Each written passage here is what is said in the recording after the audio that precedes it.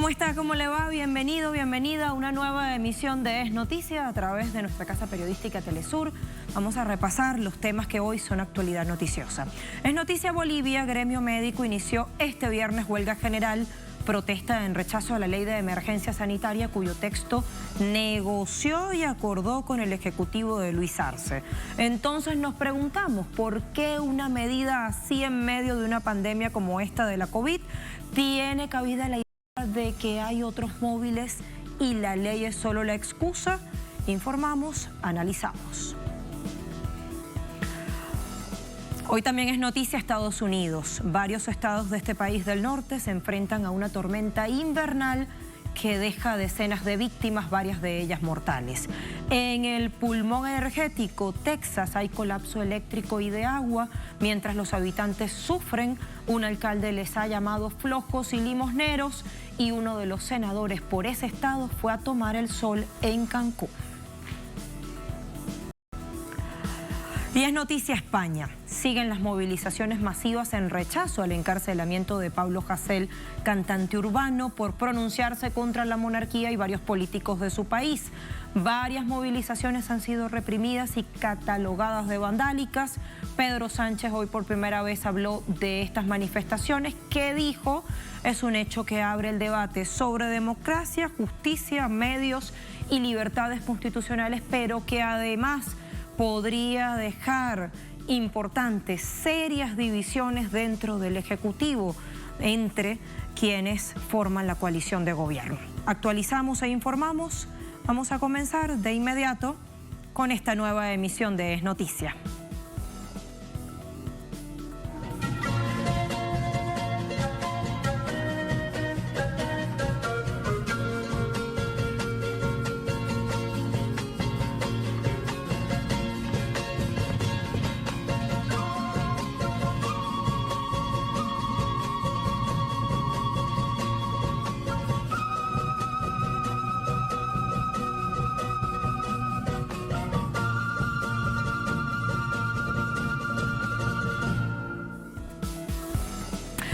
Como avanzábamos en nuestros titulares, es noticia Bolivia. El gremio de médicos del país ha iniciado una huelga indefinida este viernes, exigiendo la anulación o abrogación de la ley de emergencia sanitaria, cuyo texto negoció y acordó previamente con el gobierno nacional.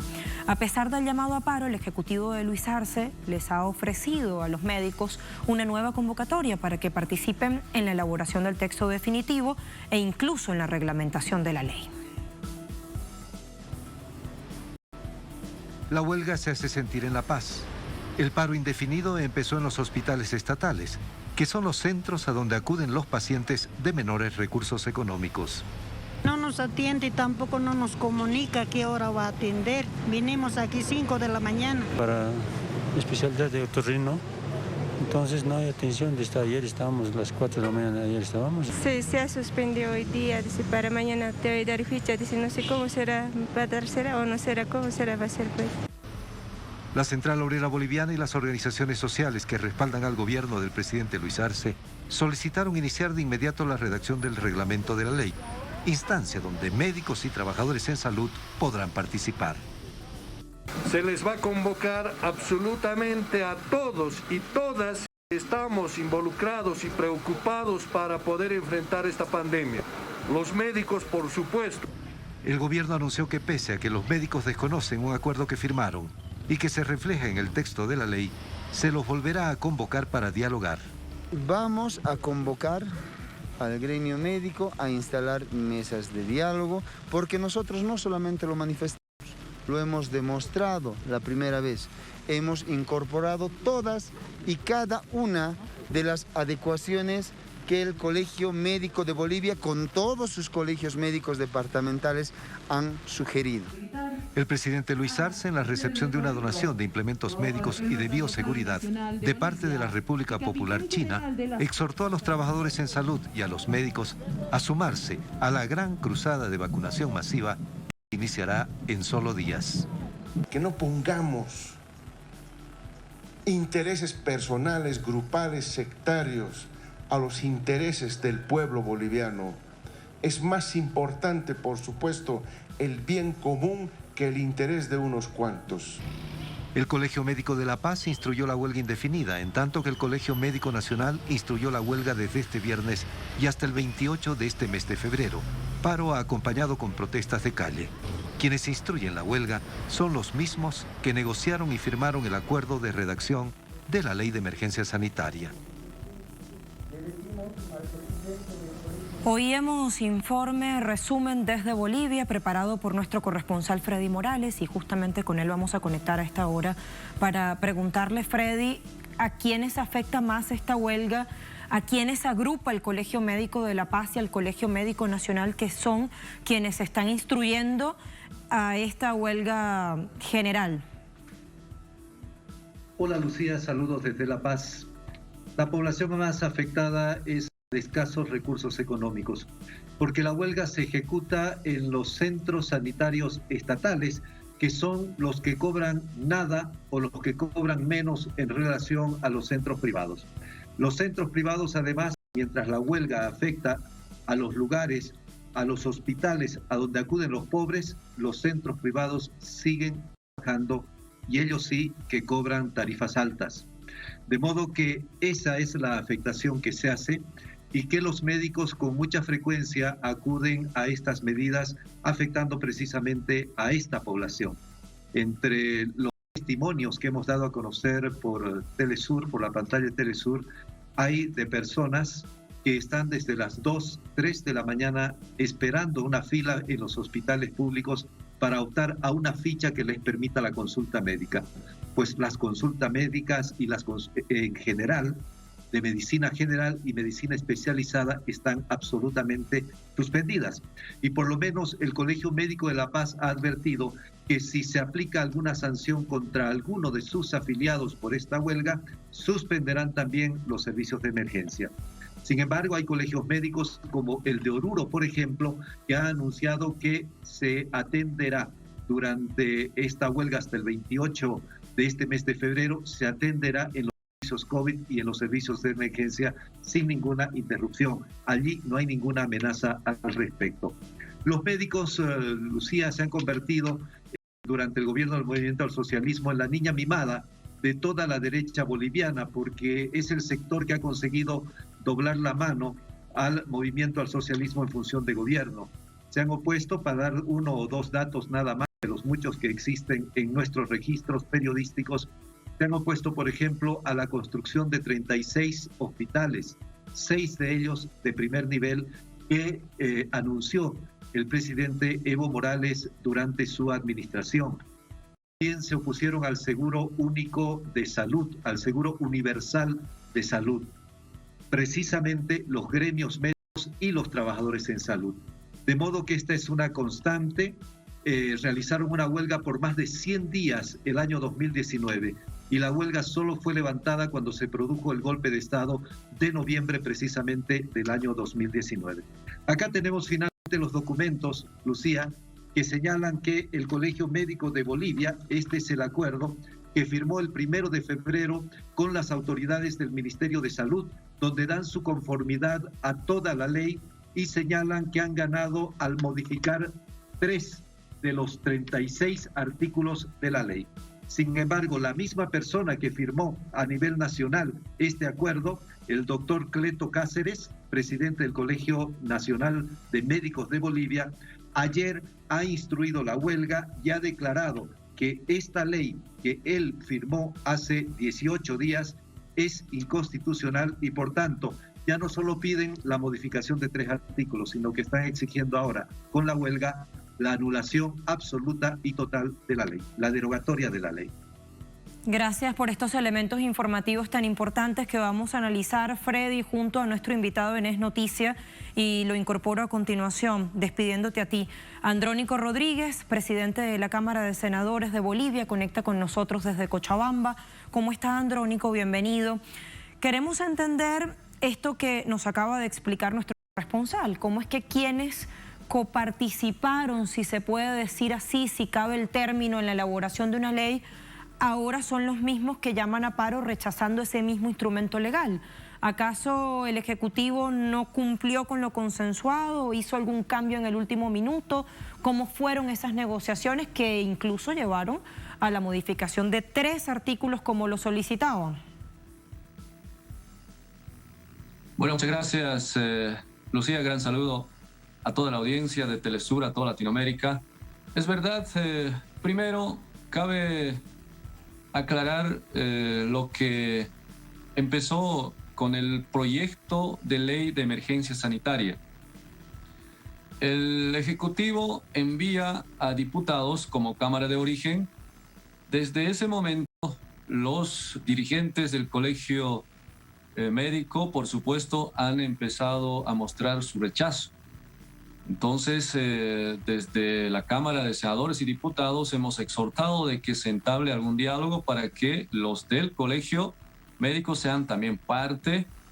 Si ellos están en desacuerdo en 3 artículos inicialmente, después han empezado a politizar el tema de la privación o veto al derecho a la protesta, que no era otra cosa. Lo que señala en nuestra Constitución Política del Estado, bien claro, estipula de que no se puede interrumpir el servicio de salud público, y lo cual está ratificado en la Ley de Emergencia Sanitaria, y ellos piensan de manera muy diferente, haciendo conocer al pueblo boliviano, diciendo que el gobierno nos está privando nuestro derecho a la protesta. Entonces, se ha convocado sin duda a los médicos cuando ellos han anunciado precisamente su rechazo a los 2, 3 artículos, después de una incoherencia total.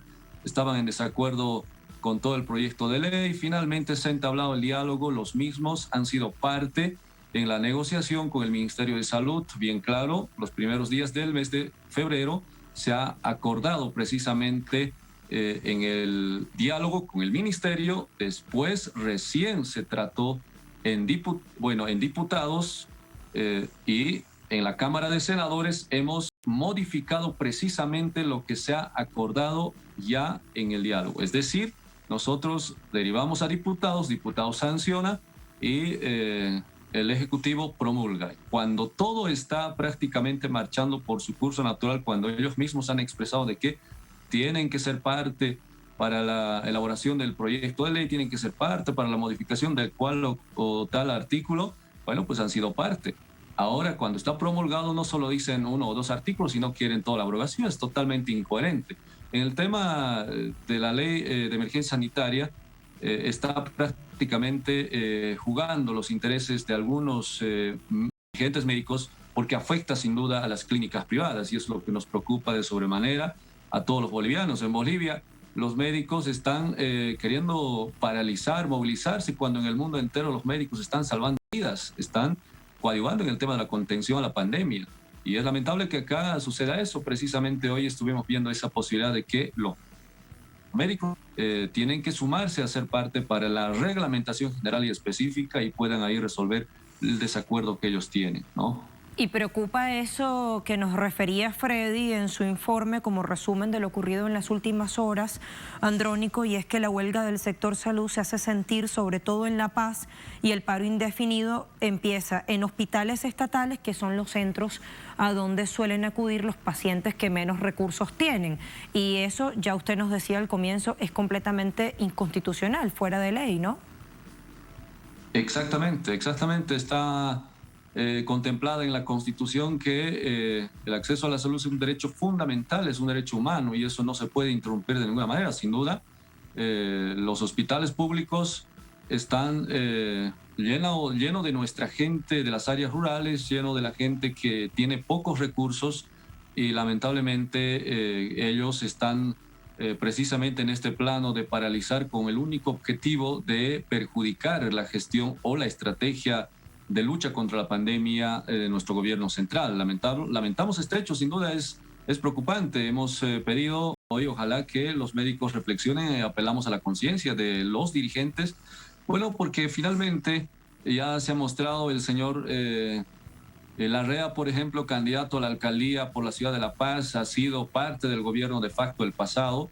El anterior presidente del Colegio Médico ha sido ministro de Salud de la señora Áñez. Es decir, todos los dirigentes que en este momento están alentando a que la movilización sea un hecho a nivel nacional, pues han sido parte del gobierno de facto. En su momento no había absolutamente nada cuando el gobierno de facto estaba precisamente aplicando su lucha contra la estrategia de la pandemia. Prácticamente estaban en total silencio el colegio médico, y es lo que nos preocupa ahora que tenemos los antígenos nasales, las vacunas, en fin, el plan estratégico de lucha contra la pandemia está resultando ser efectivo a la cabeza del presidente Lucho Arce, pero tenemos ahí al frente a un colegio médico que monopoliza definitivamente el servicio de salud pública en nuestro país, incluso privado los mismos, y ahora llegan a ese extremo. Por eso tampoco tildamos a todo el personal de salud de ninguna manera, a todos los profesionales en salud, sino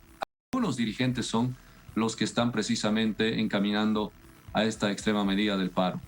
Le pregunto, Andrónico, si hay alguna forma, si el gobierno, digo mejor, tiene alguna forma junto a la Central Obrera Boliviana, junto a los movimientos sociales, a las organizaciones populares, de salirle al paso a esta estrategia que usted nos está diciendo. Es una estrategia en cierta medida de la derecha, de los sectores golpistas que se resisten al retorno de la democracia y de la institucionalidad en Bolivia, y si acaso esto podría afectar en algún modo las elecciones subnacionales del próximo 7 de marzo.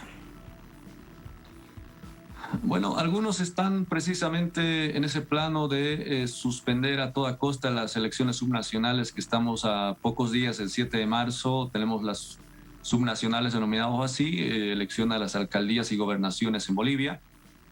Y lamentablemente los que están en los últimos lugares de las encuestas son los que están precisamente pidiendo de alguna forma esto, que se suspenda. Los médicos ya desde hace mucho han posesionado su discurso de que se aplique la cuarentena rígida y que suspenda las elecciones subnacionales, ¿no? Entonces nosotros en varias oportunidades hemos expresado de que estamos precisamente en plena reactivación económica y por supuesto estamos también implementando y aplicando la lucha frontal contra la pandemia, y ya en varias oportunidades lo dio a conocer el propio presidente Lucho y el ministro de Salud. Se está trabajando bastante bien con lo poco que tenemos, porque ha sido un desfalco fatal en la economía en los 11 meses del gobierno de facto, y de alguna forma se está encaminando precisamente en lucha frontal contra la pandemia. Pero bueno, los médicos están con seguridad en ese plano, porque ahí tienen a uno de los dirigentes candidato a la alcaldía que está con 2% de votación, imagínense. De encuesta, con 2%, entre 2-3%. Es imposible que logre un porcentaje mínimo, siquiera 5 o 10%. Es imposible que esté entre los primeros. Es inconcebible que médicos estén utilizando la salud para hacer política. Es lo más lamentable, ¿no? Entonces estamos ahora precisamente viendo esa posibilidad de que se pueda extender y generar condiciones a que los médicos, la Central Obrera y otras organizaciones puedan ser parte en la reglamentación junto con el Consejo de Ministros denominado que da pie libre la Ley de Emergencia Sanitaria, precisamente, que conforman 11 ministerios. Ahí tendrían que incluirse el Colegio Médico, los dirigentes y por supuesto también nuestra Central Obrera Boliviana, para que podamos salir de este conflicto que ellos quieren ahondar sin motivo y de manera innecesaria, sin duda, ¿no? Andrónico, hay un cambio esencial y sustancial en el manejo de la pandemia de la COVID-19, en esta gestión naciente de Luis Arce, luego de recobrar la democracia, la institucionalidad, digo, respecto a lo que ocurría en los meses anteriores durante el gobierno de facto de Yanine Áñez. Sí, por supuesto, un cambio trascendental en todo sentido. Se ha restituido la democracia en nuestro país, por lo menos el Estado de Derecho.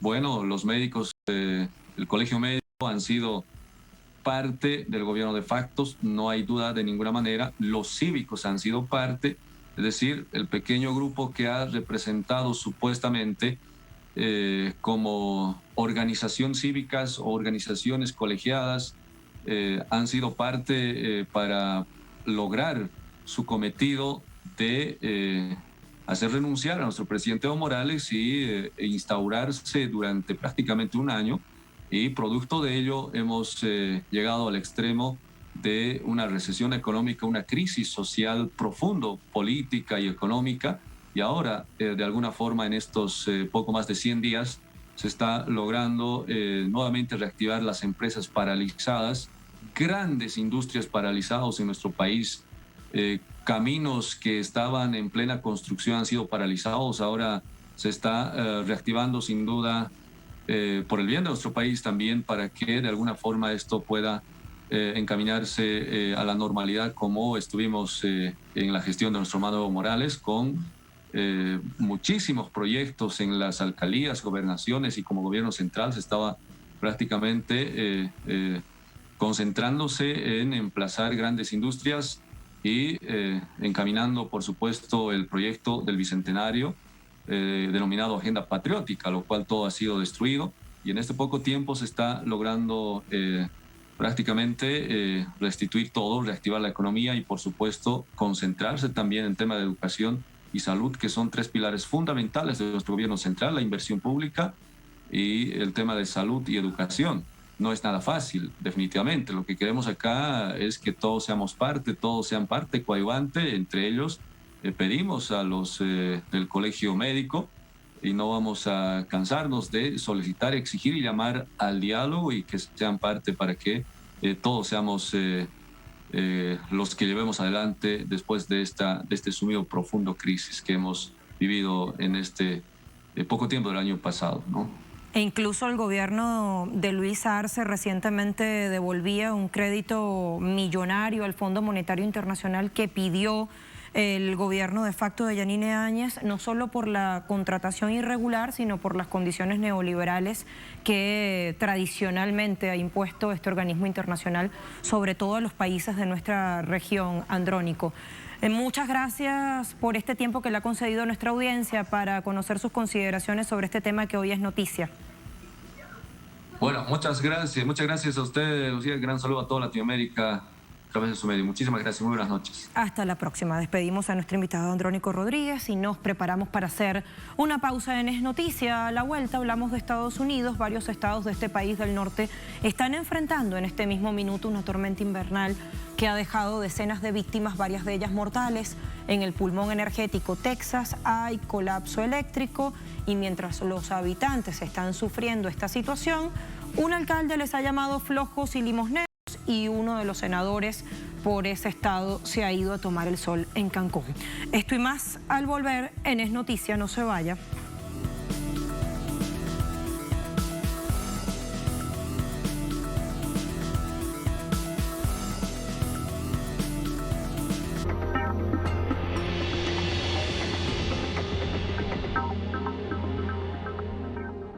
Un espacio donde se exponen todas las visiones. Aquí reflexionamos con los actores del panorama político mundial. De lunes a viernes, analiza las influencias en los sucesos latinoamericanos. En Enclave Política. Solo por Telesur.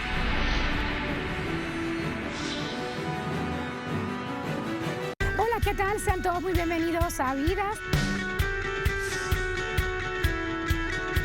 Hay lugares donde el arte se unifica con el orgullo de los pueblos.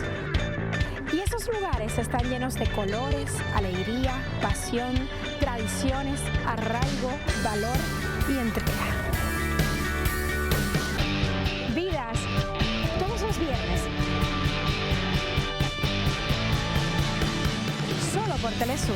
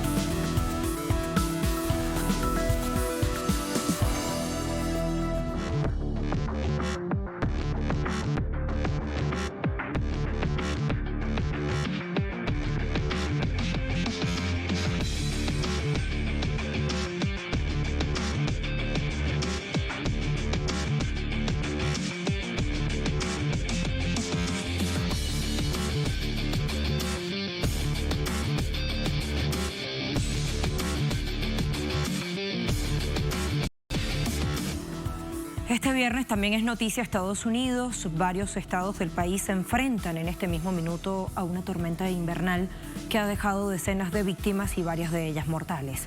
En el pulmón energético Texas, el sistema eléctrico colapsó, el de agua también, mientras los residentes están sufriendo estas penurias, las penurias típicas de una tormenta invernal. Un alcalde les ha llamado flojos y limosneros y uno de los senadores por ese estado se fue a vacacionar a Cancún. La tormenta invernal está causando estragos en el sur y centro de Estados Unidos. Texas, Arkansas, Luisiana y Mississippi reportan temperaturas bajo cero. En Houston, Dallas y otras ciudades de Texas se registraron apagones. El Consejo de Confiabilidad Eléctrica de Texas, ERCOT, proveedor del servicio, impuso cortes de energía rotativos y pidió reducir el consumo. Según el sistema de medición Power Outage US, más de 2,7 millones de clientes estaban sin electricidad el miércoles. Algunos medios locales lo catalogan como el más grande apagón provocado en la historia de Estados Unidos. Sucede en el único estado con una red energética independiente y el primer productor de petróleo y gas del país. En medio de una ola de frío extrema, los ciudadanos sobreviven sin calefacciones, sin agua potable por el congelamiento de las tuberías, que llegaron a reventarse en varios hogares, causando fuertes destrozos. Los supermercados cerrados, colas para abastecerse de agua y algunas tiendas de muebles sirviendo como refugio. El republicano Greg Abbott, gobernador del estado, aseguró que se está restaurando el sistema eléctrico y ordenó una investigación sobre ERCOT. Ya hemos comenzado el proceso para asegurarnos de que eventos como este nunca vuelvan a ocurrir en Texas. Y eso comienza con la reforma de la agencia a cargo de confiabilidad eléctrica en Texas, que es ERCOT. Mientras esto sucedía, el senador de Texas, Ted Cruz, viajó en familia a un centro vacacional en México, del que se vio forzado a regresar por las críticas que recibió. Obviamente fue un error, y en retrospectiva, no lo habría hecho. Estaba tratando de ser padre, y todos hemos tomado decisiones.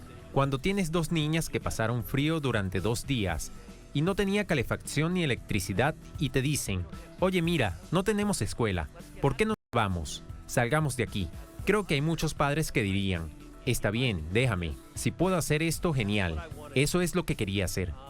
Además, el alcalde de Colorado City, Tim Boyd, tuvo que dimitir después de referirse a los ciudadanos como perezosos y limosneros en redes sociales y afirmar que ni la ciudad, ni el condado, ni los proveedores de electricidad les debían nada y solo los fuertes sobrevivirían a la tormenta. A esto se suma que el mal tiempo retrasó el proceso de vacunación contra la COVID-19. Tenemos una acumulación de alrededor de 6 millones de dosis debido al clima. Los 50 estados se han visto afectados. Las 6 millones de dosis representan aproximadamente 3 días de demora en el envío y muchos estados han podido cubrir parte de esta demora con el inventario existente. Una vez más, la naturaleza deja expuesta la trágica realidad de Estados Unidos. Y fíjense, la cosa es tan grave que hay videos que circulan en Twitter que, por ejemplo, hablan de cómo la gente literalmente está robando agua de las piscinas de los que más tienen, de los más acomodados, para poder utilizarlas en sus retretes y sanitarios.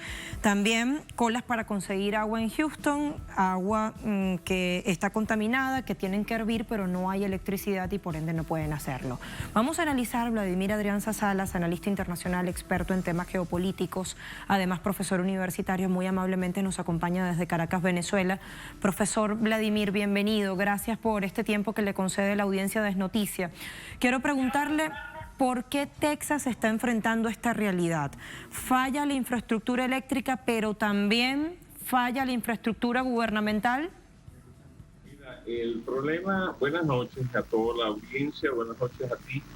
Mira, el problema realmente no es un problema que tenga que ver con el hecho ambiental. El problema que está viviendo México hoy en día, concretamente el problema de México, tiene que ver con el hecho del cambio desde los años el año 2000, de las políticas que se adoptaron en 1960, donde en ese momento se nacionalizó el sector eléctrico de México.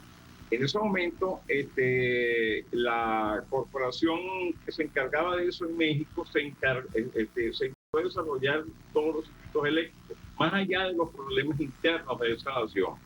Lo que sucedió después es que a partir del 2000 se aplicaron políticas neoliberales en las cuales el sector eléctrico pasó a ser privatizado. Y muchas de esas privatizaciones tuvieron que ver tanto con empresas norteamericanas como con empresas españolas.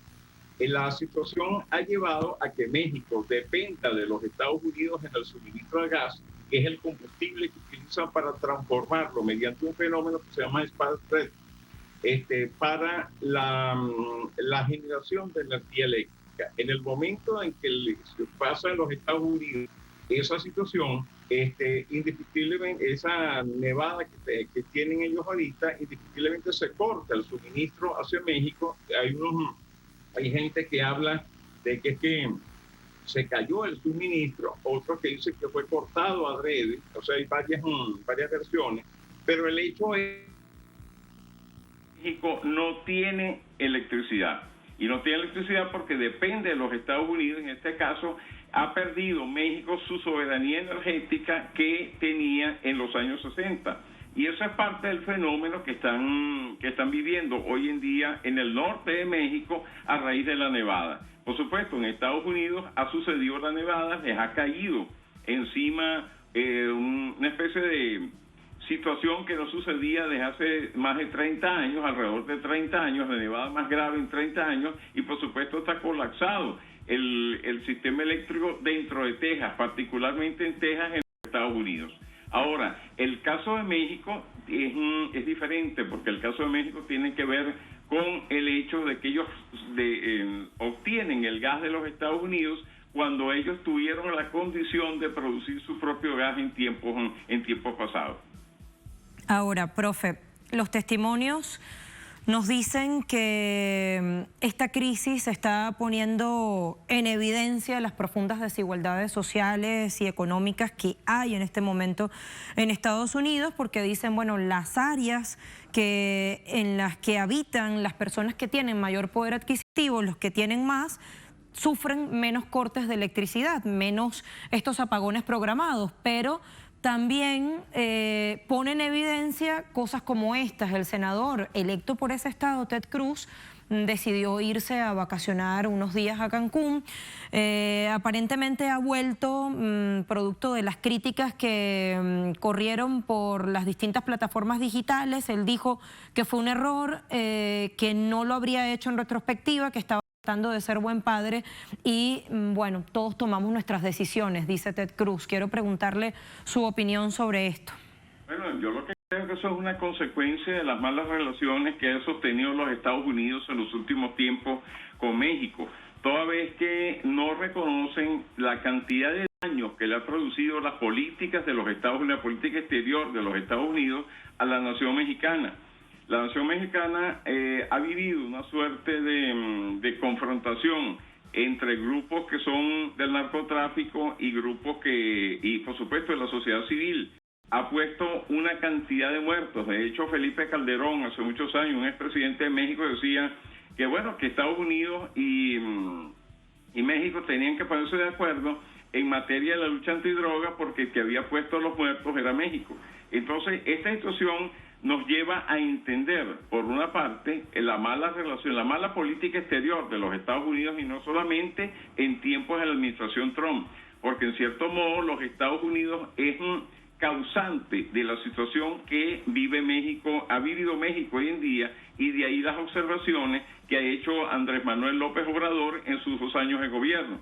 Entonces, eso por una parte, y por otra parte es obvio que en el capitalismo se manifiestan las diferencias de posibilidades entre las diferentes clases sociales. Es un sistema que discrimina al que menos tiene y favorece al que más tiene, o sea, le da privilegios al que más ingresos posee. Y por supuesto, ¿qué es lo que sucede? Que en situaciones de calamidades naturales como esta, donde el servicio eléctrico funciona mejor para los sectores más privilegiados, la gente busca la manera de garantizar su vida. Y eso es la reacción que han tenido estos grupos que al parecer han invadido algunas propiedades privadas en los Estados Unidos en busca de agua, porque por supuesto el resto lo que tienen es nieve y carencia de energía. Le pregunto, profesor, ¿esta paralización de actividades en las refinerías podría dejar un golpe muy fuerte a la industria petrolera en general? No, esto definitivamente lo que crea es un precedente, y un precedente de que no se puede entregar la soberanía energética de una nación a un Estado que usualmente ha discriminado a una nación entera. Me refiero que los Estados Unidos simplemente ha desarrollado su política energética, han sido los que primero han propiciado la privatización del sector petrolero y el sector gasífero en México, con las consecuencias que nosotros vemos hoy en día. Eso no exonera a que hayan habido funcionarios mexicanos de administraciones anteriores a López Obrador, en la cual la corrupción ha reinado y prácticamente han entregado la soberanía energética de México a compañías privadas, tanto en los Estados Unidos como compañías españolas, las cuales también tuvieron velas en ese entierro, para decirlo así. Entonces, el problema que tenemos es ese.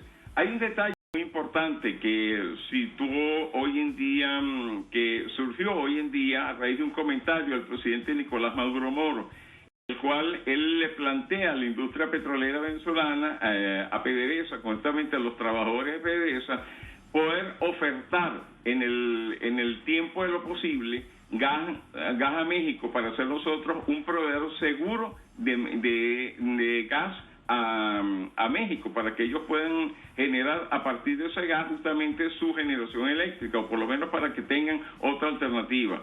Han habido hay noticias que indican que han llegado varios barcos gaseros a México para llevando el gas que se requiere para poder andar esas plantas eléctricas, pero el hecho es que México tiene una dependencia espectacular en ese sentido. Y la otra cosa que hay que poner sobre el tapete, y es muy importante esto, es que los Estados Unidos ha apostado a su suministro interno, y en este momento que tiene colapsado su infraestructura, de seguro requeriría de un proveedor fuera de los Estados Unidos que fuera capaz de proveerle gas, en este caso, para poder andar su industria eléctrica en este momento. Dígase, eso es algo que apuntaba hoy el presidente Nicolás Maduro cuando le decía a los trabajadores de la industria petrolera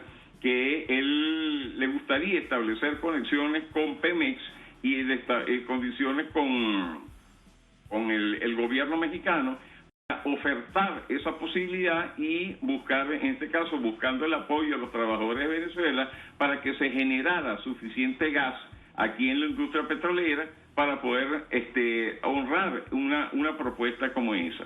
Entonces, esto tiene varias aristas. El mundo de la energía tiene varias aristas.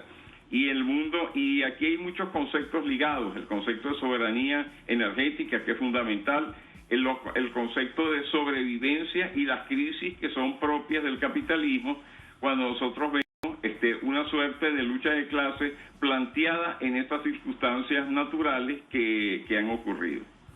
Profesor Vladimir Adrianza, gracias por este tiempo para Telesur. Nos vemos en una próxima conexión. Mira, muchas gracias a ti, muchas gracias a Telesur, saludos a toda la audiencia. Saludos de vuelta. Despedimos a nuestro invitado de este segundo tema y vamos a una nueva pausa a la vuelta. Es Noticia España. Siguen las movilizaciones masivas en rechazo al encarcelamiento de Pablo Hasél, cantante urbano, rapero, por pronunciarse contra la monarquía, y varios políticos de su país. Ha habido represión de parte de las fuerzas de seguridad. Incluso se las cataloga estas protestas de vandálicas. Pedro Sánchez hoy por vez primera habló de estas manifestaciones. ¿Qué dijo? A la vuelta lo miramos en Es Noticia. No se vaya.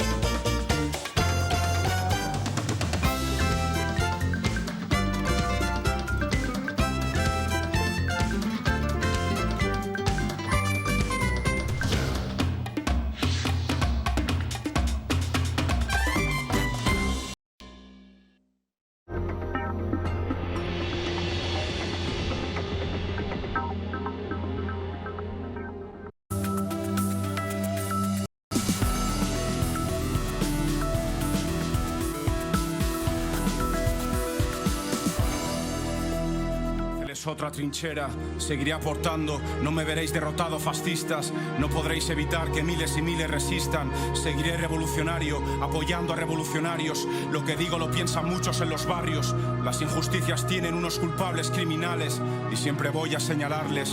Es por nuestros derechos y nuestras libertades. Irán a por más y no los paramos, forrados con sangre inocente en las manos. Quieren esposar la nuestra que escribe, o reta mi libreta libre, la conciencia es mi líder. Firme, si teméis que el pueblo piense, no voy a rendirme, os ahorro el suspense. Coraje no falta, la razón está a mi lado, con el puño cerrado y la cabeza alta. Ya decíamos, es noticia España. El presidente del gobierno español, Pedro Sánchez, por fin se ha pronunciado sobre la situación tensa en las calles a propósito o en medio de estas manifestaciones que rechazan el encarcelamiento del rapero Pablo Hasél a comienzos de esta semana. Son movilizaciones o es una agenda de protestas que ya suma 4 días consecutivos, un encarcelamiento por decir la verdad sobre la corrupción o la conducta en general de la monarquía española y de varios políticos de su país. Ponemos en contexto. No hay libertad de expresión, solo el fascismo la tiene. La niegan al antifascismo desde el 39. Apología del abuso sexual en la música que difunden. Este viernes, el presidente del gobierno español, Pedro Sánchez, dio una rueda de prensa a propósito de los 4 días de protesta que suman desde la detención de Pablo Hasél. En la misma, admitió que el Reino de España, pese a supuestamente garantizar la libertad de expresión, carece de herramientas jurídicas debidamente modernizadas para protegerla. Y el Gobierno de España ya ha manifestado que va a mejorar la protección legal de la libertad de expresión. En segundo lugar, en una democracia plena, y la democracia española es una democracia plena, resulta inadmisible el uso de cualquier tipo de violencia. No hay excepción a esta regla, no hay causa, ni lugar, ni situación que pueda justificar el uso de la violencia. Ninguna. Precisamente porque la violencia no es una libertad, es un ataque a las libertades de los demás. La violencia es un ataque a la democracia y, en consecuencia, el Gobierno de España hará frente a cualquier forma de violencia y garantizará la seguridad ciudadana. Estas declaraciones de un mandatario subordinado a los intereses de su monarca demuestran el anacronismo legal que no solo censura la libertad de expresión de un cantante urbano que protesta contra la corrupción, sino la de quienes se manifiestan en las calles porque consideran que la privación de libertad de Hasél es injusta y reciben como respuesta la represión de las fuerzas policiales. Esto en abierto ataque a una supuesta democracia que protege sus libertades y contribuyendo a la escalada de violencia. La Ley de Seguridad Ciudadana, mejor conocida como Ley Mordaza, prohíbe la convocatoria espontánea a manifestaciones y grabar a la policía en las calles, una censura instaurada que constituye un acto de violencia contra la libertad de expresión y el acceso a la información. Pero sobre esto, Pedro Sánchez opina leguleyadas y una demagogia ofensiva contra quien piensa diferente. La democracia ampara la libertad de manifestación, la libertad de expresión, incluso la expresión de los pensamientos más infames, más absurdos, pero la democracia nunca, jamás ampara la violencia. La violencia es lo contrario a la democracia. La violencia es la negación de la democracia. Sin embargo, el primer acto de violencia lo cometió la policía de España cuando arremetió contra la Universidad de Lérida, entrando la fuerza para apresar al cantante Hasél. La Organización de Derechos Humanos, Amnistía Internacional, denunció este hecho como injusto y desproporcionado, y el partido Podemos ha solicitado indulto para Hasél.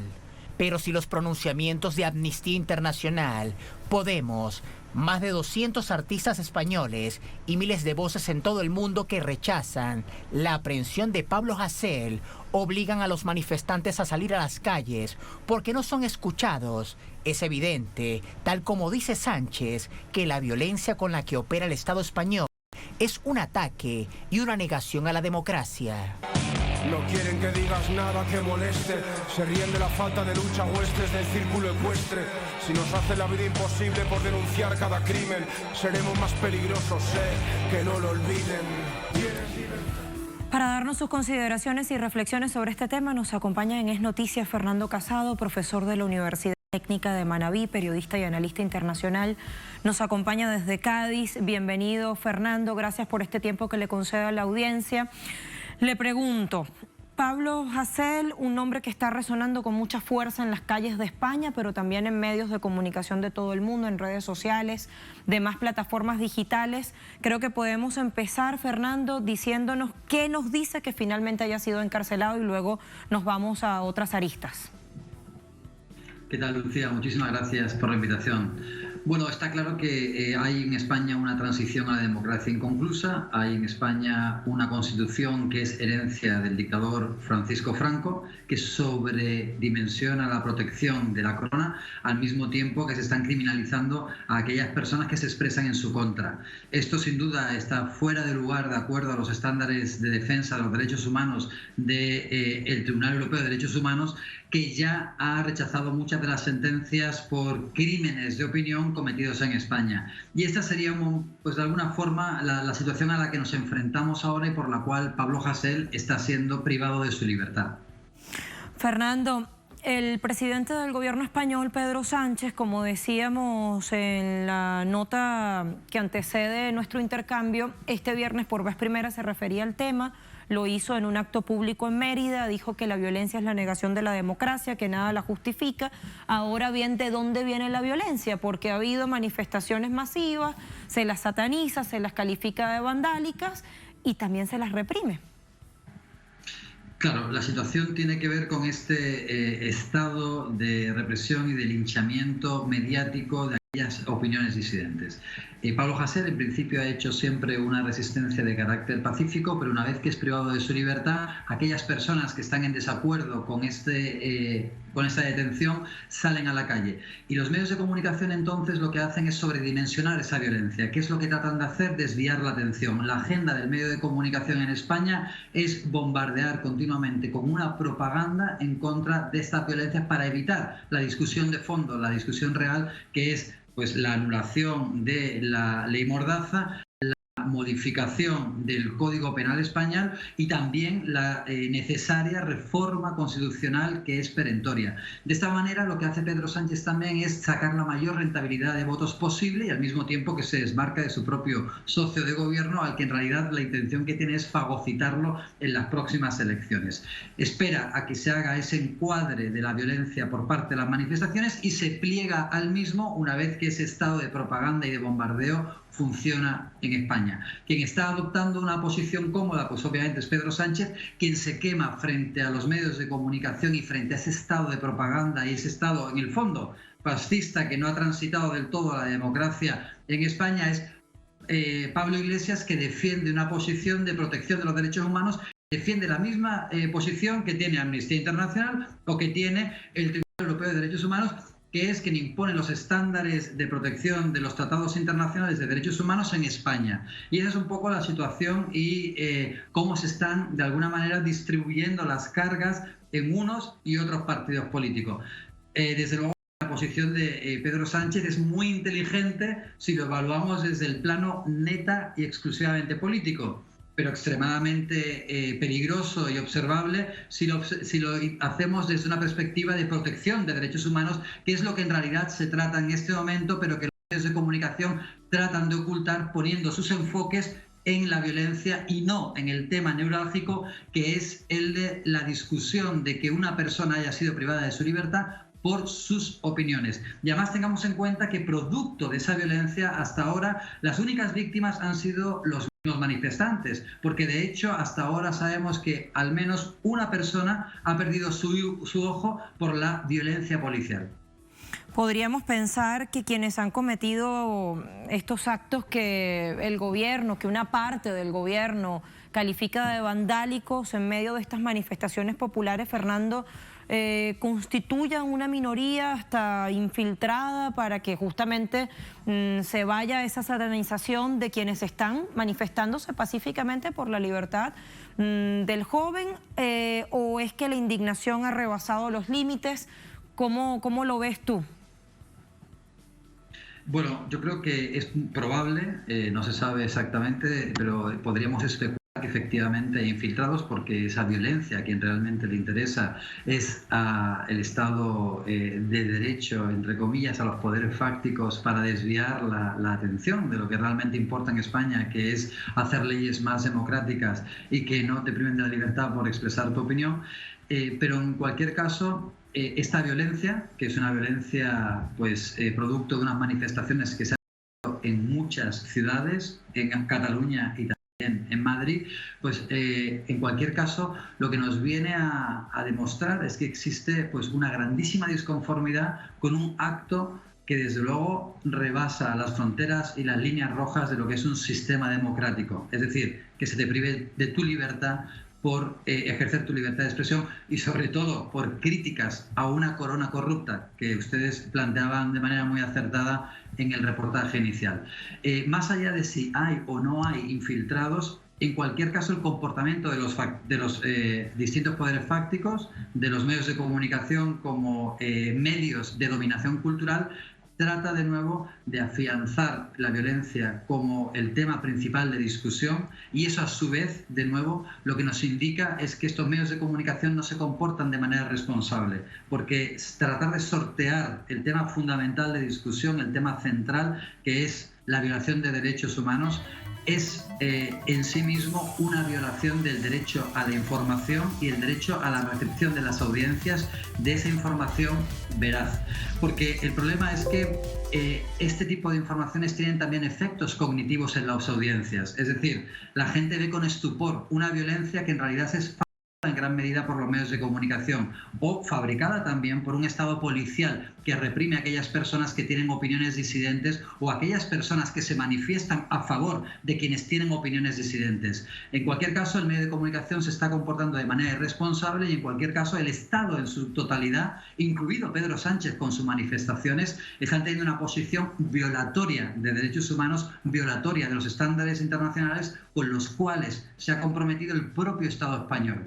Entonces, esto es realmente lo grave de los acontecimientos que se están desarrollando en este momento en España, de cómo hay todo un sistema en contra de protección de derechos. Y mientras tanto, la monarquía, todo igual, ¿no? Y mientras tanto el rey en su retiro, el rey emérito, en su retiro dorado en los Emiratos Árabes, donde además el personal que le ayuda es pagado por Patrimonio Nacional, es decir, por todos los españoles, y aquí no pasa nada. El hecho de que también varios de sus familiares hayan incurrido en actos de peculado, en malversación de fondos, e incluso algunos de ellos, como el cuñado del rey emérito, el cuñado del rey actual, haya estado en la cárcel, no importa. Eso no es realmente el tema de discusión. El hecho de que se hayan encontrado una serie de cuentas en Suiza que han sido investigadas por la justicia de otros países, en los que muy claramente se apunta a que el rey emérito ha estado involucrado junto con su mujer en negocios muy turbios que desde luego van a afectar también a su hijo, el actual rey Felipe VI, eso se desvía de la atención de los medios de comunicación. Eso no interesa. Y de nuevo, la Constitución española sigue considerando a la corona española y al rey en funciones como una persona inviolable. Y esto, de nuevo, es herencia del dictador Franco, que antes de morir dejó en su herencia que quería poner como jefe de Estado, en su lugar, una vez él muerto, al rey, restituir la monarquía. Cuando él, Francisco Franco, se levanta en el año 1936 en contra de un sistema legítimo constitucional en España que era una república. Es decir, la reimposición de la monarquía en España es fruto, obra directa del último dictador fascista vivo en Europa. Fernando, como siempre, gracias por el tiempo que le concedes a Telesur. Hasta la próxima. Muchas gracias, Lucía. Despedimos a Fernando Casado. Ya les decía que un hecho que abre nuevamente el debate sobre democracia, medios, justicia, libertades constitucionales, si acaso esto es admisible en democracia, y todos esos poderes fácticos que justamente no permiten que la gente pueda manifestarse a favor de la libertad de expresión, ¿no? Nos decía Fernando, una violencia fabricada. Fíjense, nos vamos a despedir con otro hecho que hoy es noticia. Tiene que ver con Ecuador. Luego de 12 días de los comicios presidenciales y legislativos del pasado 7 de febrero, el Consejo Nacional Electoral del país ha terminado de contar los votos, de contar las actas y ha dado los resultados. Ya con el 100% de estas actas procesadas, ratifica que Andrés Arauz candidato presidencial por la coalición política Unión por la Esperanza UNES, va a segunda vuelta, es el favorito, tiene más preferencia electoral y define que finalmente Lasso es quien pasa al balotaje del venidero 11 de abril. Con esto les dejamos, gracias como siempre por su compañía, hasta una próxima.